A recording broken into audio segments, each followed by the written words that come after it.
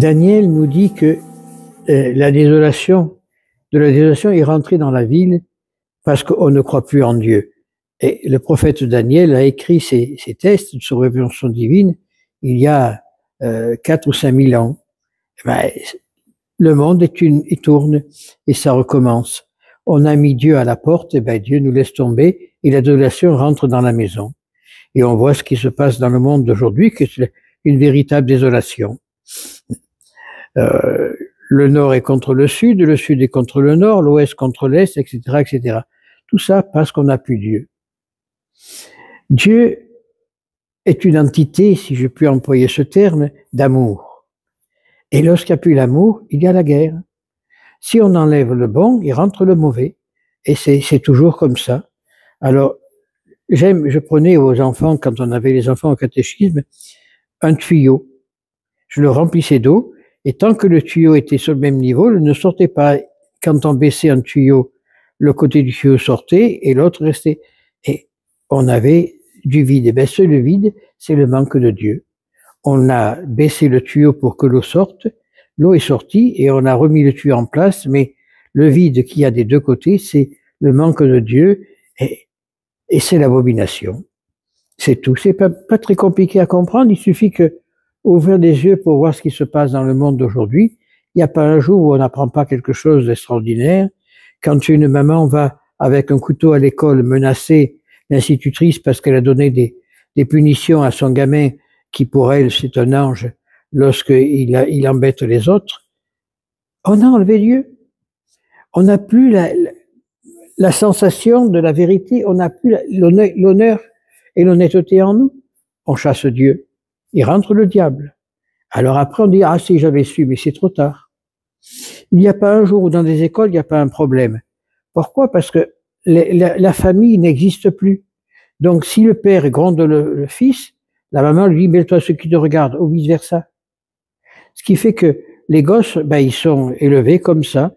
Prenons un arbre, on plante un arbre, un petit arbuste, on le plante. Si on n'est pas un tuteur, il va crécher tout tordu, il va monter tout tordu. Il faut lui mettre un tuteur pour qu'il doit droit. Mais c'est pareil pour un enfant. Un enfant qui n'a pas un tuteur qui pour le guider, eh ben, il va être tordu dans toute sa vie. Il lui manquera une chose, l'amour familial, l'amour paternel, l'amour maternel, et il va monter tordu. Tout est fait depuis plus d'un siècle, et en plus avec Vatican II, on a essayé d'enlever Dieu du cœur des enfants. On l'a enlevé du cœur des familles, on l'a enlevé de partout. Qu'est-ce qui reste? Alors maintenant, j'ai bien aimé ce qu'a dit Monseigneur Ulrich, le président de la conférence épiscopale française. On a oublié que la France est catholique. Mais grâce à qui on a oublié qu'elle était catholique? Grâce aux évêques qui sont en place, qui ont peur de ceux qui sont, ils s'habillent n'importe comment, et non plus la fidélité à la tradition. Comment peut-on parler d'une France catholique lorsqu'on vend nos églises? Comment peut-on d'une France catholique quand on détruit les églises? Quand on détruit le sacerdoce? Comment peut-on parler d'une France catholique quand on empêche de dire la vraie messe dans les pèlerinages? Comment peut-on parler d'une France catholique quand on offre nos basiliques pour l'ouverture et la clôture du Ramadan? Non, c'est pas possible. Ça veut dire qu'on a mis Dieu à la porte et que on prend n'importe qui. Au nom de quoi? De l'œcuménisme. Hein? Je vais dire une blague que disait le père Givry, qui est resté un saint homme de Dieu, qui est resté 25 ans dans les prisons de Mao en Chine. Et quand il a pu revenir en France, il est resté sidéré de ce qu'il voyait. Il disait, à l'œcuménisme, oui, on enlève il reste que le cul. Et c'est ce qui se passe dans le monde d'aujourd'hui. Hein? Le sexe et l'argent, c'est tout ce qui compte, c'est ce qui gouverne le monde. Hein? Lorsque il y a un scandale qui arrive en France, on dit maintenant que la première dame, enfin il n'y a pas de première dame en France, mais que Madame Macron n'est pas Madame, mais c'est Monsieur Jean-Michel, je sais pas quoi.